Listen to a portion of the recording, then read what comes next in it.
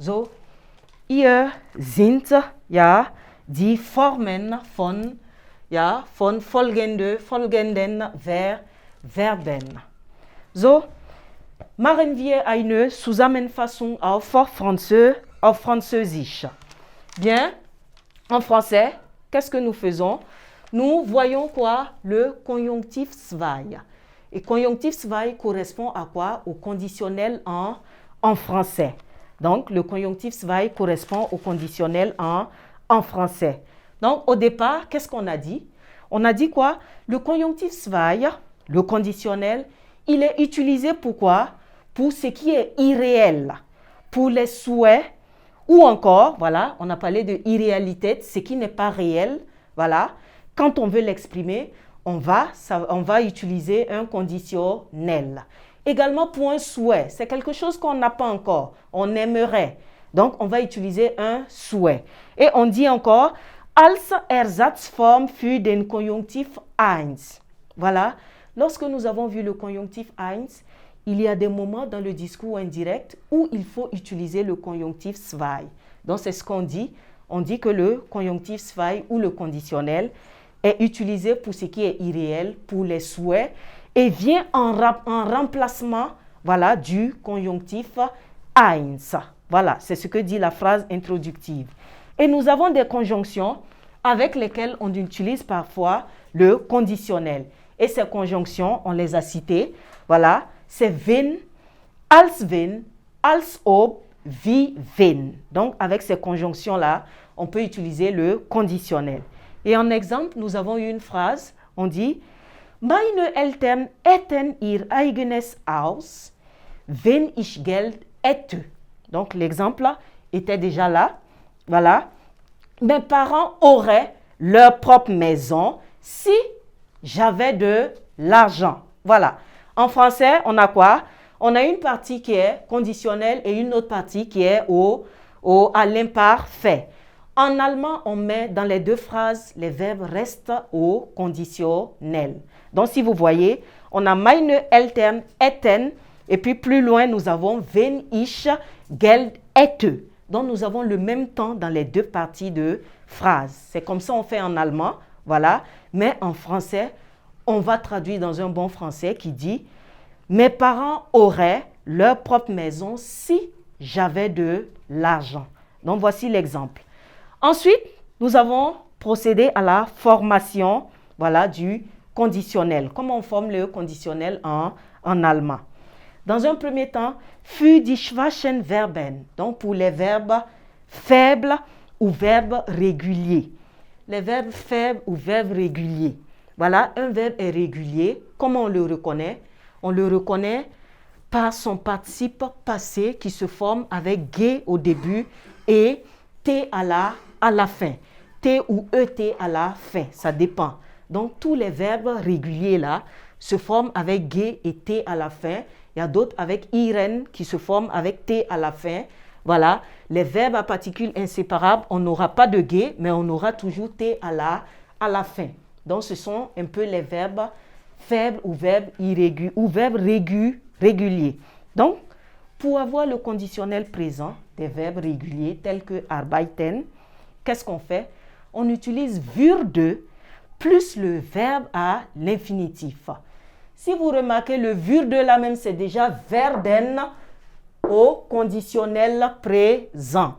Donc, ces würde, on utilise en fonction des personnes, plus maintenant le verbe à l'infinitif. Et en exemple, nous avons eu einige Personen denken, die alten Leute würden die Familie stören. Donc, stören qu'on a utilisé, c'est un verbe faible. Donc, on dit quoi? Certaines personnes pensent, voilà, pensent que, voilà, les personnes âgées pourraient déranger quoi? La famille. Il y a certaines personnes qui pensent que, voilà, les personnes âgées, voilà, dérangent la famille. Donc, c'est un conditionnel. Ce n'est pas vérifié. Rien ne prouve que c'est vrai. Donc, c'est ce que nous avons eu comme exemple. Et ensuite, pour les verbes forts, donc, würden plus le verbe à l'infinitif. Würden plus le verbe à l'infinitif, ça concerne uniquement les verbes faibles. Maintenant, pour les verbes forts ou verbes irréguliers, qu'est-ce qu'on a dit? Le conditionnel se forme à partir du prétérit du verbe.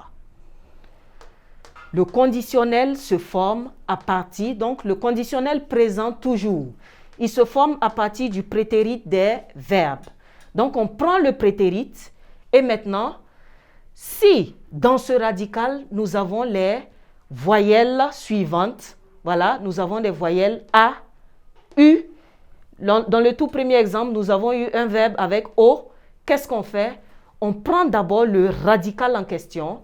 Donc s'il y a A, U et O dans ce radical, nous ajoutons des trémas plus maintenant les différentes terminaisons. Voilà. Ici, nous avons les terminaisons du prétérit. Ici, ce sont les terminaisons du conditionnel. Donc, prétérit ate, présent est. On a pris ate toujours auquel nous avons ajouté les trémas. Ici, prétérit vourde, il y a un U, on ajoute des trémas. Voilà. J'avais l'exemple, on avait fliegen, dont le prétérit est flog. Donc, on ajoute O sur on ajoute des trémas sur le O, plus E à la fin, ça va donner fleuge. Donc, voici un peu comment conjuguer, comment avoir le conditionnel présent des verbes forts ou verbes irréguliers. Bien, après le conditionnel présent, nous avons le conditionnel passé. Voilà, le conditionnel passé. J'aurai de l'argent, je pourrais avoir si ça, c'est le conditionnel présent. Maintenant, le conditionnel passé, ça se dit comment? J'aurais dit, voilà, j'aurais lu, je serais parti, voilà, ça c'est le conditionnel passé. Donc nous avons quoi? L'auxiliaire avoir ou être, conjugué au conditionnel, plus maintenant un participe passé. Et c'est ce que nous avons ici. Conditionnel passé. Voilà. Donc la règle dit quoi? Das Perfektform Konjunktiv 2 entspricht den drei Vergangenheitsformen des Indikativs. Donc, pour avoir le conditionnel passé correspond à quoi? Aux trois formes passées de l'indicatif. Donc, prétérit, parfait, plus que parfait.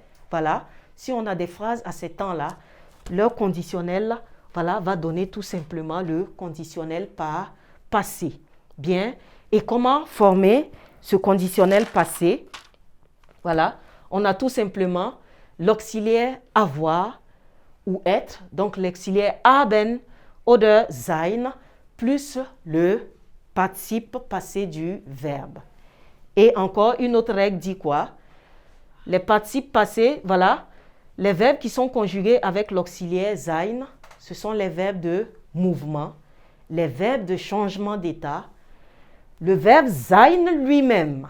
Voilà, pour l'avoir au passé, on va utiliser le même auxiliaire, plus maintenant le participe passé.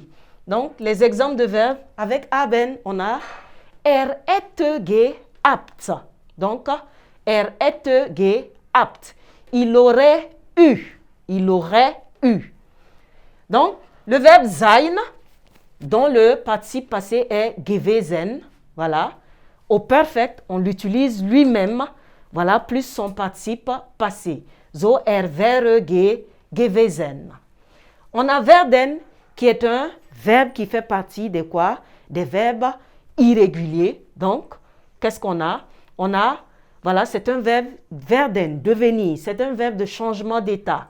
Donc, qu'est-ce qu'on a? On va utiliser sein au conditionnel toujours, plus son participe par passé. Et ça donne wäre geworden. Fahren, qui est un verbe de mouvement, voilà. Verbe de mouvement, verbe de changement d'état. Sein lui-même, on va utiliser sein. C'est un verbe de mouvement. Donc, nous avons quoi? L'auxiliaire conjugué au conditionnel présent plus le participe passé. Donc, ça donne wäre gefahren. Gelesen, pardon, lesen. Voilà. Lesen, lire. Lui, c'est un verbe, voilà, qui se conjugue avec l'auxiliaire avoir. Donc, qu'est-ce qu'on a? On a être, voilà, qui est haben au conditionnel, plus son participe passé, hätte gelesen. Et enfin, arbeiten, qui est un verbe régulier, voilà, c'est un verbe régulier, mais il répond toujours à la même règle. Qu'est-ce qu'on a? On conjugue tout simplement l'auxiliaire au temps voulu, plus maintenant le participe par passé. Donc, en récapitulatif, c'est un peu un tableau, voilà, dans lequel nous avons la conjugaison des différents verbes. Ici, dans l'indicatif, nous avons le présent, le prétérit, et ici, dans le conditionnel conjonctif zwei, on a le conditionnel présent et le conditionnel par passé, qui se dit conjonctif zwei perfekt en allemand. So, liebe Schüler, sind wir fertig mit der Erklärung der Lektion. Jetzt können wir mit einer Aufgabe gehen.